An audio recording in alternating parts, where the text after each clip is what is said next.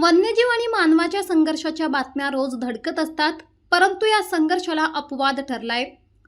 टग्या नामक बिबट्या महिरावणी, वासळी, बेळगाव ढगा आणि गणेशगाव परिसरात मुक्तपणे संचार करणारा टग्या गुरुवारी दुपारी 3च्या सुमारास वासळी गावाजवळ नंदिनी नदी परिसरात नैसर्गिक मृत्यू झाल्याची घटना घडली असून हा बिबट्या परिसरात टग्या या नावाने अत्यंत परिचित होता। वनविभागाची टीम त्याला रेस्क्यू करण्यासाठी पोहोचली असतानाच त्यांच्या समोरच बिबट्याने शेवटचा श्वास घेतल्याने निसर्गप्रेमीच नव्हे तर संपूर्ण गाव शोकसागरात बुडाल्याचे चित्र बघायला मिळाले। बिबट्या म्हटलं की मनात धडकी भरते, पण टग्याच्या बाबतीत हे चित्र उलटे होते। गेल्या 13 वर्षापासून टग्या हा या परिसरातील चर्चेचा विषय होता। मानवी वस्तीच्या अगदी जवळ राहिला, लोकांच्या नजरेस पडला, पण त्याने कधीही कोणावर हल्ला केला नाही। काही वन्यजीव प्रेमींनी टग्याचा हा थक्क करणारा प्रवास 2013 पासून कॅमेऱ्यात टिपला आहे। केवळ चित्रीकरणच नाही तर कडक उन्हाळ्यात त्याच्या पाण्यासाठी ठिकठिकाणी व्यवस्था करून या तरुणांनी प्राण्यांप्रती असलेल्या माणुसकीचे दर्शन घडवले।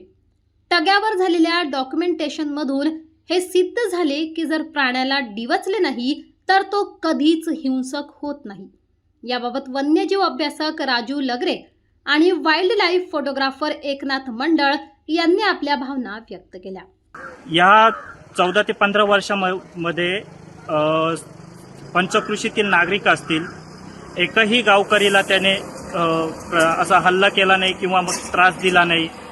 आज टग्याचा दुर्दैवी अंत बघून आम्हाला थोडं वाईट वाटतंय।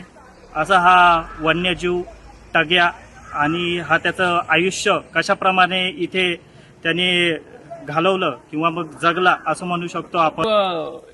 थोडं इमोशनल फील होत आहे की डोळ्यासमोर त्याचा जो ऑरा होता जेव्हा आम्ही त्याला शूट करायसाठी बसत होतो, की तो येताना त्याचा जो रुबाब, त्याची जी ताकद होती ती आम्ही फील करत होतो। आणि आता इथून पुढे ते आम्हाला दिसणार नाही की अरे कुठे गेला असेल, तो आता कुठे असेल, कोणत्या एरियात असेल, आता इथून पुढे ते दिसणार नाही।